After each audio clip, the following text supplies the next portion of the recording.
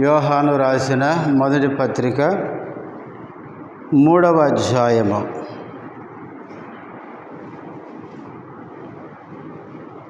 యోహాను రాసిన మొదటి పత్రిక 3వ అధ్యాయము 22వ వచనం అందరం కలిసి చదువుకుందాం. మరియు మనం ఆయన ఆజ్ఞలను గాయకొనుచు ఆయన దృష్టికి ఇష్టమైనవి చేయుచున్నాము గనుక మనమేమి అడిగినను అది ఆయన వలన మనకు దొరుకును. ప్రార్థన చేసుకుందాం.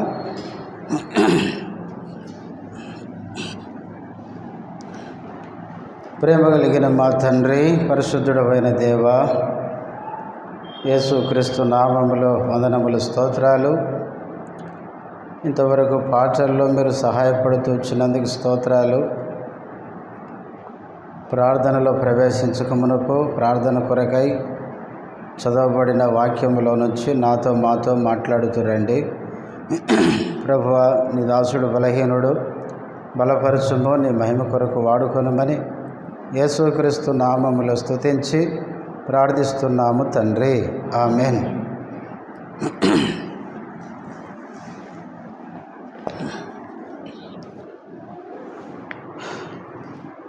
దేవుని ప్రజలమైన మన జీవితంలో ప్రార్థన అనేది చాలా ప్రాముఖ్యమైనది. ప్రార్థన అనేది ఒక విశ్వాసికి ప్రాణవాయువు లాంటిది.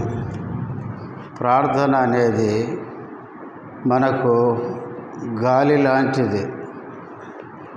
మనం ఊపిరి పీల్చుకోకపోతే మనం బ్రతకలేం. ఒక విశ్వాసి ప్రార్థన లేకుండా దేవుని కొరకు ఆత్మీయంగా జీవించడం చాలా కష్టం. ప్రార్థన ద్వారానే మనం ఏదైనా చేయగలం, దేవుని దగ్గర నుంచి ఏదైనా మనం పొందగలం. కాబట్టి దేవుని ప్రజలంగా మనం అందరం చేరువచ్చి భారముతో ప్రార్థించాలి. మనం చదువుకున్న ఈ వచనంలో యోహాను భక్తుడు ఇక్కడ ఏమన్నాడు చూడండి, 22వ వచనం. మరియు మనం ఆయన ఆజ్ఞలను గాయకొనొచ్చు ఆయన దృష్టికి ఇష్టమైనవి చేయుచున్నాము గనుక మనమేమి అడిగినను అది ఆయన వలన మనకు దొరుకును. దేవుని పిల్లలమైన మనం ఏమి అడిగినా ఆయన వలన మనకేమవుతుంది? దొరుకుతుంది. ఎప్పుడు దొరుకుతుంది? మనం ఆయన ఆజ్ఞలను గాయకొనుచు ఆయన దృష్టికి ఇష్టమైనవి చేయుచున్నాము అన్నాడు. దేవుడు మనం అడిగినవి ఆయన మనకి ఎప్పుడు ఇస్తాడు అంటే, మనం ఆయన ఆజ్ఞలను గాయకొనుచు ఆయన దృష్టికి ఇష్టమైన వాటిని మనము చేసినప్పుడు. ఆయన ఆజ్ఞలను గాయకోకుండా ఆయన దృష్టికి ఇష్టమైన వాటిని మనం చేయకుండా మనం అడిగితే దేవుడు ఇస్తాడు అనుకోవడం అది చాలా పొరపాటు. దేవుని ప్రజలుగా మనము ఆయన ఆజ్ఞలను మనం గాయకొనాలి. దేవుని వాక్యములో దేవుడు ఏదైతే సెలవిచ్చినాడో దాన్ని మనం చెయ్యాలి. దేవుడు చెప్పింది చేయకుండా నేను అడిగింది దేవుడు ఇస్తాడు అనుకోవడం అది చాలా పొరపాటు. అంతేకాదు, ఆయన దృష్టికి ఇష్టమైన వాటిని మనం చేయాలి. దేవునికి ఇష్టమైనది కాకుండా మనకిష్టమైనట్లు మనం చేస్తూ, దేవా నాకు ఇది కావాలి అంటే అది ఇస్తే మళ్ళీ నీ ఇష్టం చేసుకోవడానిక అంటాడు. కాబట్టి దేవుని ఆజ్ఞలను గాయకొనొచ్చు ఆయనకి ఇష్టమైన వాటిని మనము చేయుచున్నాము అన్నాడు. దేవునికి ఇష్టమైనవి ఏంటి అంటే చూడండి, బైబిల్లో హెబ్రీలకు రాసిన పత్రిక 11వ అధ్యాయం. హెబ్రీలకు రాసిన పత్రిక 11వ అధ్యాయము 6వ వచనం. విశ్వాసము లేకుండా దేవునికి ఇష్టడై ఉండుట అసాధ్యము. దేవుని యొద్దకు వచ్చువాడు ఆయన ఉన్నాడనియో తన్ను వెదకు వారికి ఫలము దయచేయువాడనియో నమ్మవలెను కదా. చాలమ్మ. విశ్వాసము లేకుండా దేవునికి ఇష్టడై ఉండుట అసాధ్యము. దేవునికి ఇష్టమైనది ఏంటంటే దేవుని మీద విశ్వాసం ఉంచడం. దేవుని మీద విశ్వాసం ఉంచకుండా, నమ్మకం ఉంచకుండా మనం దేవునికి ఇష్టంగా ఉండలేము అన్నాడు. అంటే దేవునికి ఇష్టమైనది ఏంటంటే మనం ఎప్పుడూ దేవుని మీద ఏం చేయాలి? విశ్వాసం ఉంచాలి. దేవుని నమ్మాలి. ఏమని నమ్మాలి? మొదట దేవుడు ఉన్నాడు అని నమ్మాలి. అదేనండి అక్కడ చెప్పింది. దేవుని యొద్దకు వచ్చువాడు ఆయన ఉన్నాడనియో అన్నాడు. ఫస్ట్ మనం ఏమి నమ్మాలంటే మన దేవుడు ఉన్నాడు. అందుకే మోషేకు దేవుడు ప్రత్యక్షమై నువ్వెవరని చెప్పాలి నేను అంటే ఆయన ఏమని చెప్పినాడు? నేను ఉన్నవాడను, అనువాడనై ఉన్నాను అన్నాడు. కాబట్టి మన దేవుడు ఉన్నవాడు కాబట్టి మన దేవుడు ఉన్నాడు అని నమ్మాలి.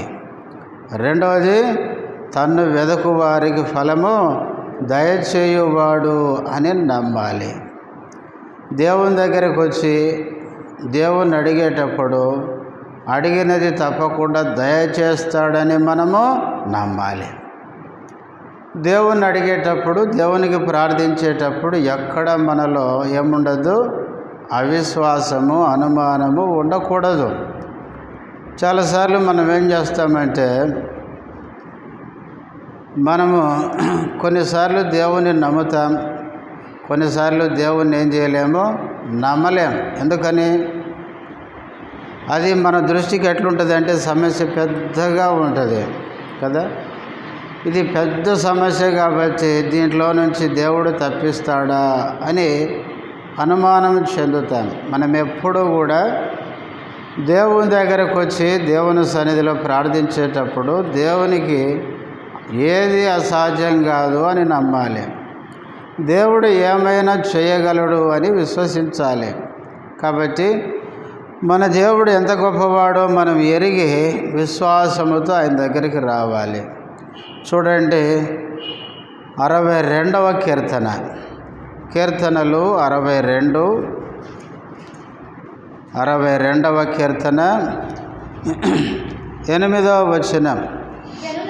జనులారా ఎల్లప్పుడూ ఆయన యందు నమ్మిక ఉంచుడి, ఆయన సన్నిధిని మీ హృదయములు కుమ్మరించుడి, దేవుడు మనకు ఆశ్రయము. జనులారా నమ్మకం ఎప్పుడు ఉంచండి? ఎల్లప్పుడూ. గుర్తుపెట్టుకోండి, దేవుని మీద నమ్మకం అనేది ఎల్లప్పుడూ, అప్పుడప్పుడు కాదు. ఎల్లప్పుడూ దేవుని యందు నమ్మిక ఉంచాలి. చాలాసార్లు అప్పుడప్పుడు ఉంచుతాం, ఎల్లప్పుడూ ఉంచాం కదా. ఇశ్రాయేలు ప్రజలు ఐగుప్తు నుంచి విడిపించిన తర్వాత దేవుడు ఎర్ర సముద్రాన్ని పాయలు చేసినాడు. ఆ సముద్రములో నేల, ఆరిన నేల చేసినాడు. నీళ్లను గోడలుగా ఏర్పరిచినాడు. ఇశ్రాయేలు ప్రజల్ని అవతలికి సముద్రము దాటించినాడు. సముద్రములో ఫరో సైన్యాన్ని ముంచేసినాడు. ఇదంతా చూసిన తర్వాత అక్కడ ఒక మాట ఉంటుంది. ఏమనంటే ఇశ్రాయేలీలు యెహోవాను మోషేను నమ్మిరి అని ఉంటుంది. ఎప్పుడు నమ్మినారు? దేవుడు ఎర్ర సముద్రాన్ని పాయలు చేసి ఫరో సైన్యాన్ని నీళ్ళలో ముంచినప్పుడు నమ్మినారు. ఆ తర్వాత వాళ్ళు సంతోషం పట్టలేక పాటలు పాడుకుంటూ ఎక్కడికి వచ్చినారు? మారాకు వచ్చినారు. మారా దగ్గరికి రాగానే మళ్ళా పాటలు పాడి సంతోషించిన వారు సనుగుతున్నారు. ఎందుకంటే అవిశ్వాసం వచ్చింది. అప్పుడు ఇశ్రాయేలు ప్రజలు దేవుడు చేసిన కార్యం చూసినప్పుడు నమ్మకం వచ్చింది. ఇప్పుడు మారా వచ్చేసరికి ఏమైపోయిందంటే అవిశ్వాసం వచ్చింది. అందుకే బైబిల్లో పౌలు హెబ్రీలకు రాస్తూ అన్నాడు, ఇశ్రాయేలు ప్రజలు అరణ్యములో రాలిపోయారు, ఎందుకు అంటే వారి అవిశ్వాసము చేతనే అన్నాడు. దేవుడు చేసే కార్యం చూసినప్పుడు నమ్ముతున్నారు, తర్వాత మళ్ళా పరిస్థితి వచ్చినప్పుడు, ఏదైనా ఒక సమస్య ముందుకు వచ్చినప్పుడు, ఇంతకుముందు గొప్ప కార్యం చేసిన దేవుడు ఇప్పుడు కూడా చేస్తాడు అని వాళ్ళు నమ్మలేకపోయినారు. అందుకనే 106వ కీర్తన అనుకోండి, ఈ మాట చదువుతాం చూడండి. 106వ కీర్తన, 106వ కీర్తన 106ఏనా చూడండి, 105 అనుకుంటా, 5, 6. 106వ కీర్తనలో ఈ అరణ్యములో ఆయన మనకు ఆహారము సిద్ధపరచగలడా అని అనుకున్నారంట. ఒక్క నిమిషం ఉండండి. ఎన్నో కీర్తన అంటే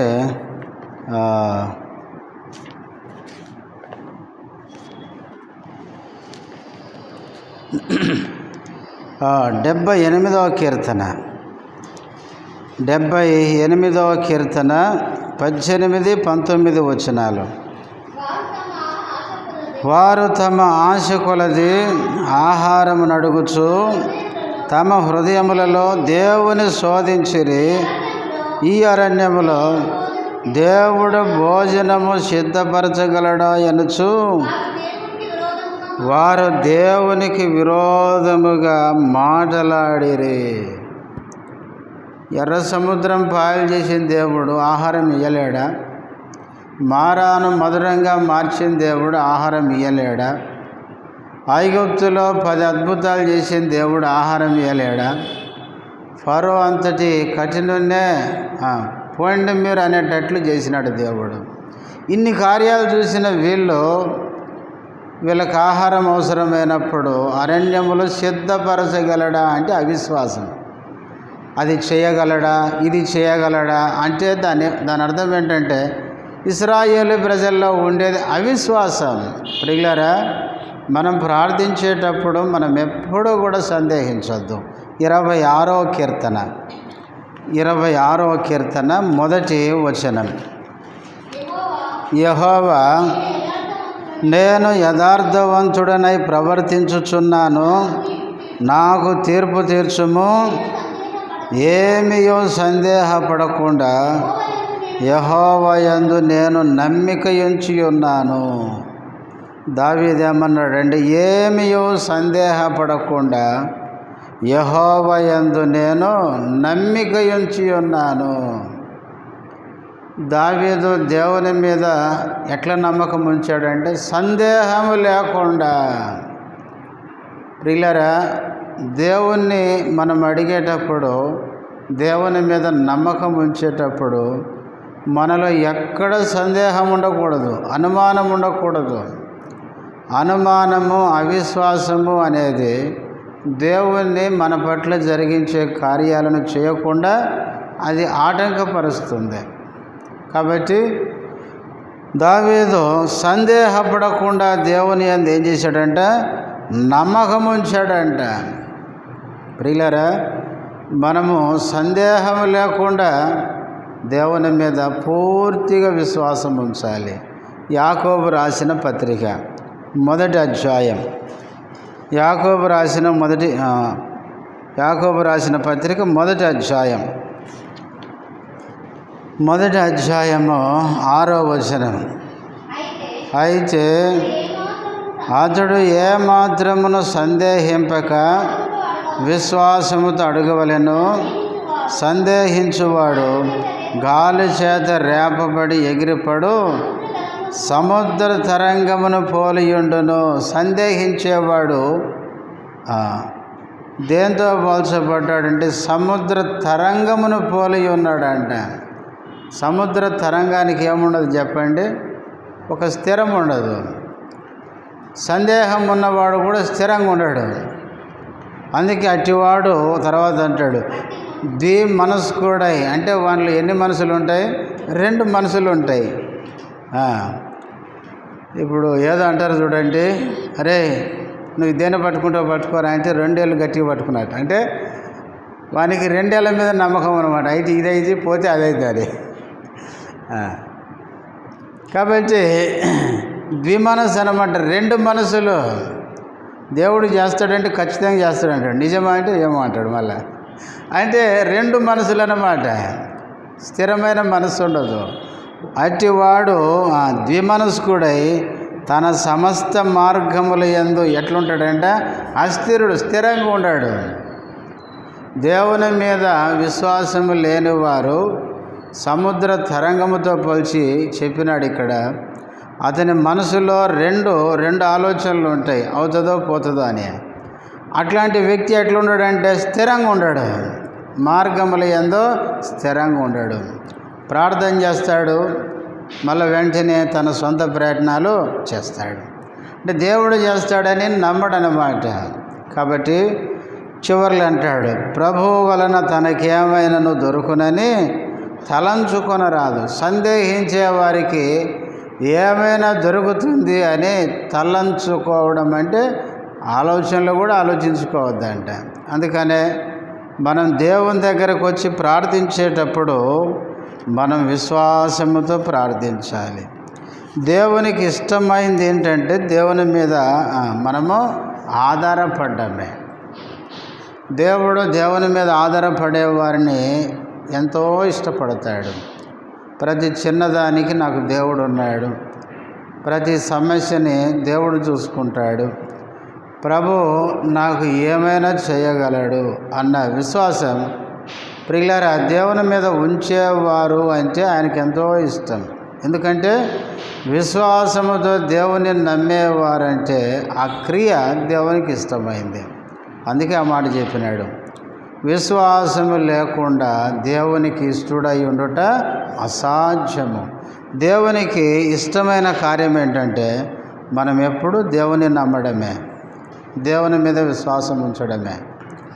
ప్రియులారా, మనం దేవుని మీద విశ్వాసం ఉంచినట్లయితే యేసుప్రభు చెప్పినాడు కదా, లాజరు సమాధి దగ్గర ఏమన్నాడు, మార్త ఈ రాయి తొలగించండి అని వాళ్ళతో చెప్తుంటే మార్త అంటది, అయ్యా మా ఊడు చచ్చిపోయిన రోజులైంది, 4 దినాలు అవుతుంది అంటే యేసుప్రభు అన్నాడు, నీవు నమ్మినట్లయితే ఏం చూస్తావు, దేవుని మహిమను చూస్తావు. మనము నమ్మితే దేవుని మహిమ చూస్తాం. మహిమ అంటే చనిపోయిన వాడు తిరిగి లేయడం, అదే మహిమ. ప్రియులారా, చచ్చిపోయినవని లేపడం అంటే సామాన్యమైన విషయమా? అందుకే బైబిల్లో లాజరు తిరిగి లేచిన తర్వాత అందరి తోవ ఎవరింటికంట, బేతనీయ వైపే అంట. ఎందుకు? 4 దినాల తర్వాత బతికినాడంటే ఎట్లుంటుందో చెప్పండి. ఎంత ఆశ్చర్యం. అందుకే అందరూ బేతనీయకే ప్రయాణం కట్టినారు. ఏమైందంటే మన సమాధికి పోతే మనము వాడు ఏమైనాడు, ఇప్పుడు బతికి ఆడ కూర్చొనివాడు అంట అనేసరికి అరే చూసేద్దాంరా బతికినోడు ఎట్టుంటాడో అని అందరూ పోతున్నారు అటు. ఎంత ఆశ్చర్యం. కాబట్టి ప్రియులారా, దేవుని మహిమ అంటే దేవుని గొప్ప కార్యాలు మనం చూస్తాం. చాలాసార్లు మనము దేవుని మీద విశ్వాసం ఉంచలేకపోతున్నాము కనుకనే దేవుని గొప్ప కార్యాలను మనం చూడలేకపోతున్నాం. అందుకే ఆయన దృష్టికి ఇష్టమైనవి చేయుచున్నాము కనుక మనం ఏదడిగినా అది దేవుని వల్ల మనకేమవుతుంది, దొరుకును అన్నాడు. దేవుని మనం అడిగింది మనం పొందాలంటే ఆయన దృష్టికి ఇష్టమైనది మనం చేయాలి. దేవునికి ఇష్టమైన కార్యం మొదటిది ఏంటంటే మనం ఆయన మీద విశ్వాసం ఉంచి ప్రతి చిన్నదానికి ఆయన మీద ఆధారపడడం. రెండవది చూడండి, దినవృత్తాంతముల మొదటి గ్రంథం 29వ అధ్యాయం. దినవృత్తాంతముల మొదటి గ్రంథము 29వ అధ్యాయము 17వ వచనము. నా దేవా, నీవు హృదయ పరిశోధన చేయుచు యథార్థవంతుల యందు ఇష్టపడుచున్నావని చాలమ్మ. దేవునికి ఏది ఇష్టమంట? యథార్థంగా నడుచుకోవడం. యథార్థవంతుల యందు ఆయన ఇష్టపడేవాడు. రెండవదిగా ఇష్టమైన కార్యము దేవునికి ఏంటంటే యథార్థంగా ఉండడం. యథార్థతకి వ్యతిరేకమైన పదం ఏంటంటే వేషధారణతో ఉండడం. ఒక వ్యక్తి ఇవి రెండే చేస్తాడు అంతే. ఒకటి యథార్థంగానే ఉంటాడు, లేకపోతే వేషమన్నా వేసుకుంటాడు. ప్రియులారా, దేవునికి ఇష్టమైన కార్యం ఏంటంటే యథార్థంగా ఉండడం. దావీదును గురించి అన్నాడు, అతడు నా ఇష్టానుసారుడైన మనుష్యుడు. ఎందుకు దావీదు దేవునికి ఇష్టడంటే దావీదు పాపం చేయలేదని కాదు.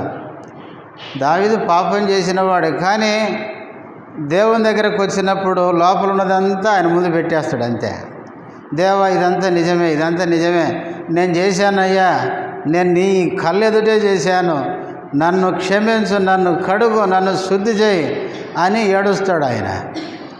దావీదులో ఉన్న ఒక యథార్థమైన గుణం ఏంటంటే, నువ్వు తప్పు చేసావు అంటే నేనెప్పుడు చేశాను అండు ఆయన ఎప్పుడు. వాస్తవంగా ఒక రాజు స్థానంలో ఉన్న వ్యక్తిని ఒక దైవజనుడు ప్రవక్త వచ్చి ఉపమాన రూపంలో, ఒక కథ రూపంలో చెప్పినాడు. ఇదిగో ఇట్లా జరిగింది అంటే, ఆ పని చేసింది ఎవడు? వాడు ఒక గొర్రె పిల్లని తీసుకుంటే ఎన్ని ఇవ్వాలి? 4 అని ధర్మశాస్త్రం తెలుసు ఆయనకి. ఒకటి తీసుకుంటే 4 ఇవ్వాలని ధర్మశాస్త్రం ఉంది. అందుకే ఆయనకు తెలుసు కాబట్టి వెంటనే జడ్జిమెంట్ ఇచ్చేసినాడు. తర్వాత నాతను అన్నాడు, ఆ పని చేసింది ఎవరు? నీవే అనేసరికి ఇప్పుడు స్పందన ఎటు రావాలి? కానీ దావీదు ఎంత మంచోడంటే ఆ మాట చెప్పిన వెంటనే దావీదు వెంటనే దుఃఖపడ్డాడు, ఏడ్చినాడు. ప్రియులారా, దావీదు యథార్థవంతుడు, తప్పును కప్పుకునే వ్యక్తి కాదు. అందుకనే దేవుడు దావీదు అంటే చాలా ఇష్టం. ఆయన ఎప్పుడు తప్పు చేసినా కూడా దేవుడు ఎవరిని పంపించి గద్దించిన వెంటనే తీసుకునేవాడు. అవును ప్రభు, ఆ పని నేను చేశాను, నా తప్పు అయిపోయిందని ఒప్పుకుంటాడు. అందుకే దావీదు యథార్థవంతుడు. కాబట్టి దావీదు దేవుని ఇష్టానుసారుడని దేవుడు చెప్పగలిగినాడు. అందుకనే ప్రియులారా, దేవుడు ఇష్టపడే గుణం ఏంటంటే యథార్థత. మనలో దేవుడు ఏం కోరుకుంటున్నాడంటే యథార్థత కోరుకుంటున్నాడు. కానీ చాలాసార్లు మనం ఎట్లుంటామంటే యథార్థంగా ఉండాం. మనం పైకి ఒకలాగా కనపడతాం, లోపల ఇంకొకలాగా ఉంటాం. అంటే అపరిచితుడు అంటారు చూడండి, అట్లనమాట. పైకి ఒకలాగా కనపడతాం, లోపల ఇంకొక వేషం వేసి ఉంటాం అన్నమాట. కాబట్టి అట్లాంటి జీవితం దేవుడు ఎప్పుడు దాన్ని అంగీకరించాడు. తప్పు చేశామా? అవునండి, నేను తప్పు చేశాను. మంచి పని చేశావా? ఎస్, నేను చేశాను. అన్నిటికీ మనం యథార్థంగా ఒప్పుకోవాలి. లేనిది ఉన్నట్టు, ఉన్నది లేనట్టు మనం చూపించుకునే ప్రయత్నం చేస్తే అదే దేవునికి ఇష్టం ఉండదు. అందుకే అపోస్తలుడైన పౌలు కూడా తనకి ఎంతో గొప్ప ప్రత్యక్షత ఇచ్చినాడు దేవుడు. నాకు తెలిసి క్రొత్త నిబంధనలో పౌలుకు దేవుడు ఇచ్చినంత ప్రత్యక్షత ఇంకా మరొకరికి ఇవ్వలేదు. ప్రియులారా, క్రొత్త నిబంధనలు ఎక్కువ పత్రికలు రాసినవాడు ఎవరండి? అపోస్తలుడైన పౌలే. కాబట్టి అంత గొప్ప ప్రత్యక్షత పౌలుకి ఇచ్చినాడు. అయితే పౌలు గురించి ఆయన ఎప్పుడు కూడా అతిశయంగా మాట్లాడలేదు. ఎందుకు తెలుసా? అక్కడ ఒక మాట అంటాడు చూడండి. ఆ మాట కొరింథీయులకు రాసిన మొదటి 2వ పత్రిక 12వ అధ్యాయం. కొరింథీయులకు రాసిన 2వ పత్రిక 12వ అధ్యాయం 12వ అధ్యాయము 6వ వచనం, లేకపోతే 5 కూడా చదవండి. అట్టి వాని గూర్చి అతిశయింతును, నా విషయమైతేను నా బలహీనత యందు గాక వేరే విధముగా అతిశయింపను.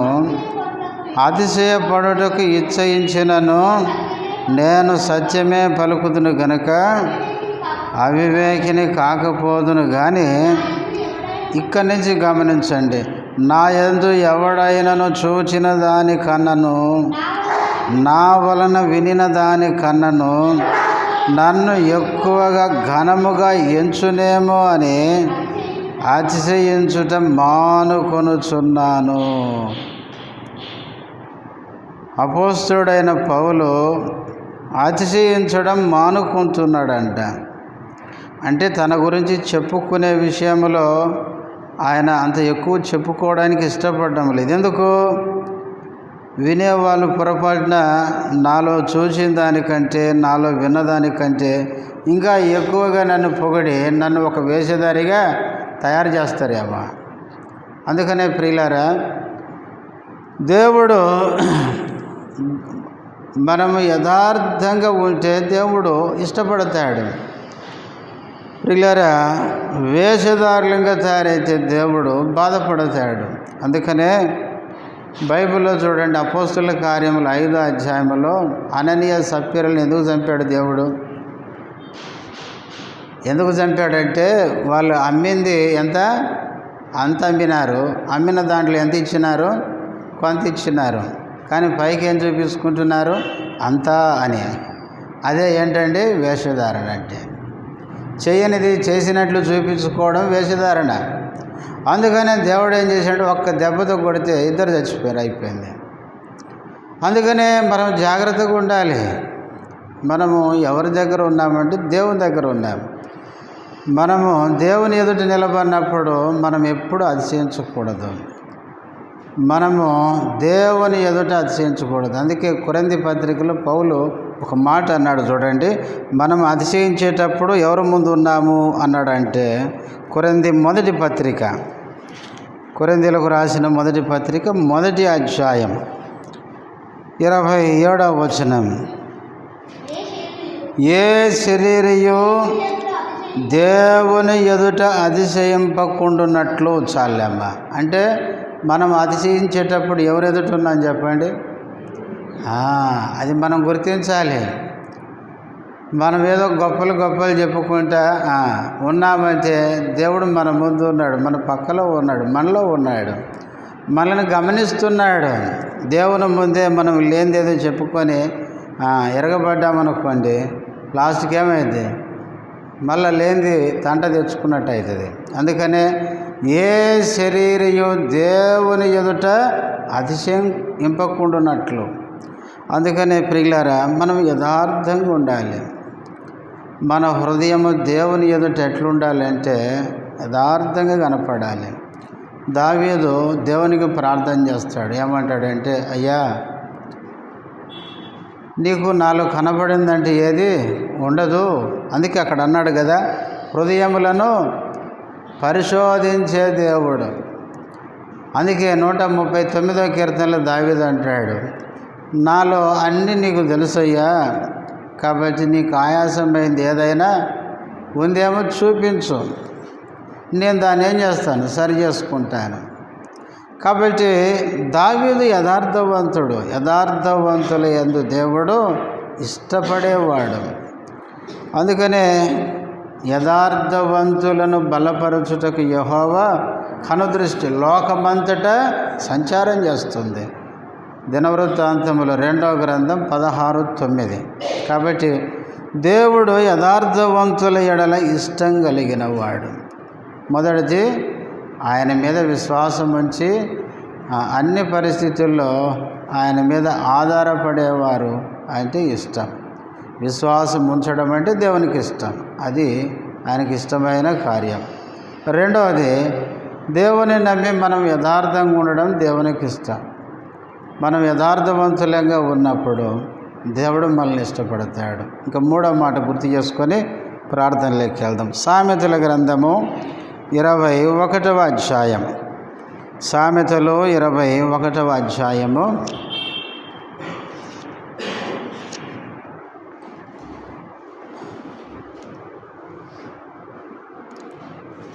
21వ అధ్యాయము ఎన్నో వచనం అది?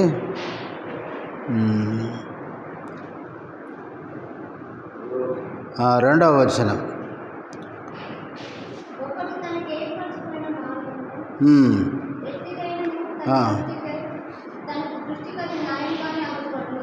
మూడవ వచనం 3 చదవమ్మా. నీతి న్యాయములను అనుసరించి నడుచుకొనుట బలులను అర్పించుట కంటే యెహోవాకు ఇష్టము. దేవునికి ఇష్టమైన కార్యం ఏదంటే నీతి న్యాయములను అనుసరించి నడుచుకోవడం. నీతి న్యాయములను అనుసరించి నడుచుకోవడమే దేవునికి ఇష్టమైన కార్యం. దేవుని నమ్మిన వారు ఎట్లుండాలండి? నీతిగా ఉండాలి. నీతి అంటే మన నీతి కాదు. బైబిల్లో 2 రకాల నీతి ఉంది. దేవుని నీతి ఉంది, మనుషుల నీతి. చూడండి, రోమపత్రిక, రోమీలకు రాసిన పత్రిక 10వ అధ్యాయం 3వ వచనం. ఏలయనగా వారు దేవుని నీతి నెరుగక తమ స్వనీతిని స్థాపింపబూనుకొనుచు దేవుని నీతికి ఏం కాలేదు, లోబడలేదు. ఈ వచనములు ఎన్ని నీతులు కనపడుతున్నాయి? 2 నీతులు. ఒకటి స్వనీతి, రెండవది దేవుని నీతి. మనిషి ఏమనుకుంటాడంటే మంచి పనులు చేసి నేను నీతిగా ఉన్నాను అనుకుంటాడు. కానీ దేవుని దృష్టిలో ఇట్లాంటివి చెల్లవు. దేవుని నీతి వేరు. అందుకే పౌలు అదే చెప్పినాడు. పౌలు ఏమనుకున్నాడంటే మంచి పనులు చేస్తూ నేను మంచివానిలే అనుకున్నాడు. చివరికి దేవుడు దర్శించినప్పుడు దేవుని వెలుగులో ఆయన మంచి అంతా ఆయనకేమనిపించింది, అరే చెడు చేసినా అని అనుకున్నాడు. అందుకనే మనం ఎప్పుడు గుర్తుపెట్టుకోవాలి, మన స్వనీతి. లోకంలో కూడా మంచి వాళ్ళు ఉన్నారు, దాన ధర్మాలు చేస్తారు, పుణ్యకార్యాలు చేస్తారు, మంచి ప్రోగ్రాములు చేస్తారు. వాళ్ళు అనాథలకి ఏదైనా సాయం చేస్తారు. చేసి వాళ్ళు ఏమనుకుంటారు, మేము మంచి పనులు చేస్తున్నాములే, నీతిగా ఉన్నాము అనుకుంటారు. కానీ దేవుడు కోరుకునే నీతి అది కాదు, క్రీస్తులో ఉండే నీతి. ఆ నీతి ఏంటంటే ఆయన రక్తంలో కడగబడి మన పాపాలు క్షమించబడి ముందు హృదయం సరిచేయబడాలి, లోపల నుంచి మనం నీతిగా ఉండాలి. అందుకే శాస్త్రులు పరిచయులు కూడా పైకి నీతి కార్యాలు చేస్తారు, కానీ హృదయాన్ని శుభ్రం చేసుకోరు వాళ్ళు. కాబట్టి చేతులతో మనం చేసేది కాదు దేవుడు చూసేది, హృదయాన్ని చూస్తాడు. మనం చేసే కార్యము కంటే హృదయంలో ఏ ఉద్దేశంతో చేస్తున్నామనేది దేవుడు చూస్తాడు. అందుకే మనుషులు పైరూపాన్ని చూస్తాడు, దేవుడు హృదయాన్ని చూస్తాడని చెప్పినాడు సమూయేలు. కాబట్టి దేవుడు మన హృదయాన్ని చూస్తాడు. సమూయేలుతో దేవుడు అన్నాడు, పైరూపాన్ని కాదే చూసేది, నేను హృదయాన్ని చూస్తాను అన్నాడు. కాబట్టి మనము దేవుని దృష్టిలో నీతిగా ఉండాలి. అందుకే ఒకసారి పరిచయులతోనూ శాస్త్రులతోనూ అంటాడు, ఏమని, మీరు మనుషుల ఎదుట ఎట్లా కనపడాలి, నీతిమంతులు అనిపించుకోవాలనుకుంటున్నాడు, దేవుడు మీ హృదయములను ఎరుగును అంటాడు. కాబట్టి మనము మన సొంత నీతిని మనం చేయడం కాదు, క్రీస్తులో ఉండే నీతి హృదయంలో నుంచి మనం నీతిగా జీవిస్తూ నీతిగా మనము దేవుని కొరకు జీవించి న్యాయంగా నడుచుకోవడం. న్యాయం ఏంటి? అన్యాయము కానిదే న్యాయము. మనది కానిది మనం ఎప్పుడు కావాలని ఎప్పుడు ఆశించకూడదు. కొంతమంది ఎట్లన్నా కానీ ఏం కావాలి, మంచిగా బతకాలనుకుంటారు. అది అన్యాయం కదా. మనది కానిది మన దగ్గర ఏది ఉండకూడదు. ప్రియులారా, న్యాయంగా పోవాలి. అందుకే బైబిల్ ఏముందంటే దేవుడు అన్యాయస్తుడు కాదు, ఆయన నీతిగల న్యాయాధిపతి కనుక మనం కూడా నీతి న్యాయములను ఏం చేయాలి, అనుసరించి నడుచుకోవాలి. అన్యాయం మనం చేయకూడదు. బైబిల్లో ఉంది, అన్యాయస్తులు దేవుని రాజ్యమునకు వారసులు కానేరరు. మనము అన్యాయం ఎప్పుడూ చేయకూడదు, ఎవరికి అన్యాయం చేయకూడదు. కొన్నిసార్లు మనం ఏం చేస్తాం చెప్పండి, ఎవరైనా ఏదైనా మనకి ఇస్తే ఇంకా మర్చిపోతాం, అంతేనా? ఏం చేయాలి? మనది కాదు కదా, వాళ్ళకి ఇచ్చేయాలి. మనది కానిది ఏది కూడా మన దగ్గర ఉండద్దు. కాబట్టి అన్యాయం అనేది దేవుడు సహించడు. కాబట్టి అన్యాయము, అక్రమము అది దేవునికి ఇష్టం లేని కార్యాలు అవి. అందుకే దేవుని ప్రజలు దేవునికి న్యాయంగా నీతిగా నడుచుకోవడం ఆయనకి ఇష్టమైన కార్యం. బైబిల్లో నీతిగా న్యాయంగా నడిచిన భక్తులు చాలామంది ఉన్నారు కదా. నోవహు దేవుని దృష్టిలో ఎవరండి? నీతిమంతుడు అని చెప్పినాడు. అంతేకాదు బైబిల్లో న్యాయంగా జీవించిన భక్తులు కూడా ఉన్నారు. కాబట్టి దేవుని ప్రజలంగా దేవునికి ఇష్టమైన వాటిని మనం చేస్తే దేవుడు మనం అడిగింది తప్పకుండా ఇస్తాడు. అదే యోహాను మొదటి పత్రిక 3:22లో చెప్పినాడు. ఆయన ఆజ్ఞలను అనుసరించచ్చు, ఆయనకి ఇష్టమైన దానిని చేయొచ్చు. మనం ఏది అడిగినా ఆయన వలన మనకు దొరుకుతుంది. ప్రియులారా, మనం దేవుని నుంచి నాకు అది కావాలి ఇది కావాలని ఆశించేదానికి ముందు మనం పరీక్ష చేసుకోవాలి. దేవుడు మనకిచ్చిన ఆజ్ఞ అంటే దేవుని మాటలు మనం వింటున్నామా లేదా అనేది చూసుకోవాలి.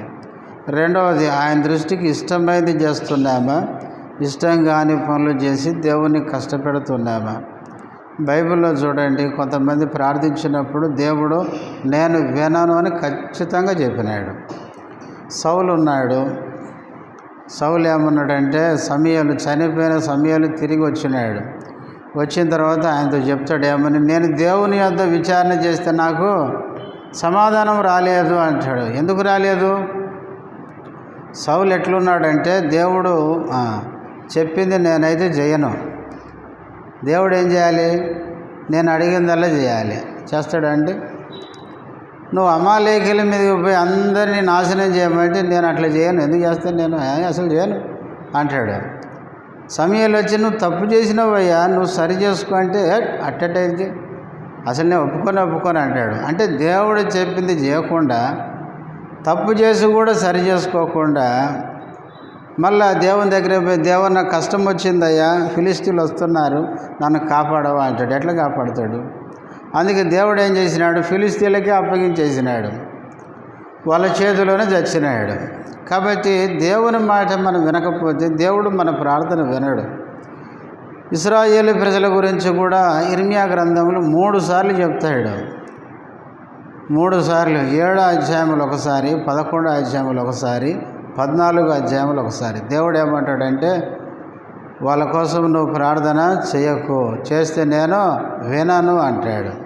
ఎందుకు ఆ మాట చెప్పినాడు అంటే, నేను వాళ్ళని శిక్షించాలి అనుకుంటున్నాను అంటాడు దేవుడు.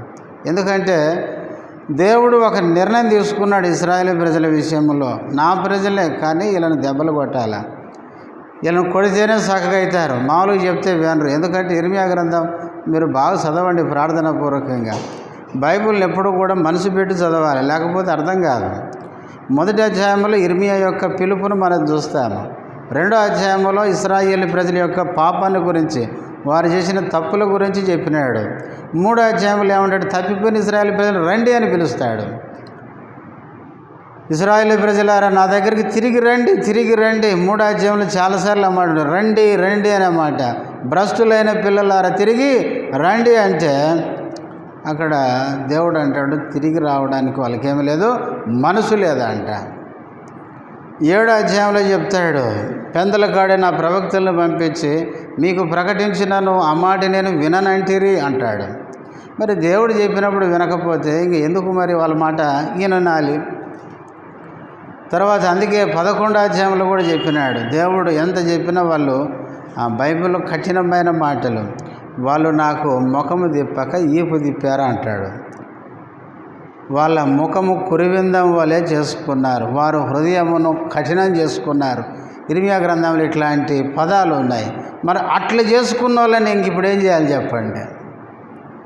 అందుకనే దేవుడు ఇర్మియా ప్రవక్త ప్రార్థన చేస్తుంటే ఇంకా ఆపులయ్యా, వాళ్ళ కోసం చేసింది చాలు, ఎందుకంటే నేను డిసైడ్ అయిపోయినా వీళ్ళని శిక్షించాలని నేను ఇంక తీర్మానం చేసుకున్నా, నువ్వు ప్రార్థన చేసినా నేను వినను. ఏలీ కుమారుల విషయం కూడా అంతే, దేవుడు వాళ్ళని చంపదలిచానని ఉంది. ఎందుకంటే దేవుడు ప్రవక్తను పంపించినాడు, ఏలిని గద్దించినాడు. ఏలి కూడా కుమారులకు చెప్పే విషయంలో ఆయన తప్పిపోయినాడు. అందుకనే చివరికి అక్కడ ఒక మాట అంటాడు, ప్రవక్తను పంపించి, నాకంటే నీ పిల్లలను ఏం చేస్తున్నావు, ఎక్కువగా ఘనపరుస్తున్నావు. చూడండి, షిలోహు దేవుని మందిరంలో యాజకుని పిల్లలు ఏమైపోయినారంటే అక్కడ దేవుని కంటే ఎక్కువగా గణపరచబడుతున్నారు. కాబట్టి దేవుని మందిరంలో అక్కడ బైబిల్లో కీర్తనల గ్రంథంలో ఉంటుంది, దేవుని మందిరంలో ఉన్నవన్నీ ఏం కావాలంట, ఆయనకే మహిమ చెల్లించాలంట.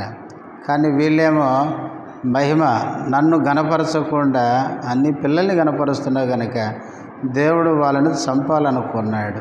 అందుకే ప్రియులారా, దేవుడు 4వ అధ్యాయంలో ఫిలిష్తీయుల్ని తీసుకొని వచ్చాడు, మందసం ఎత్తుకొని పోయినారు, హోప్ని ఫినెహాసు చంపబడ్డారు.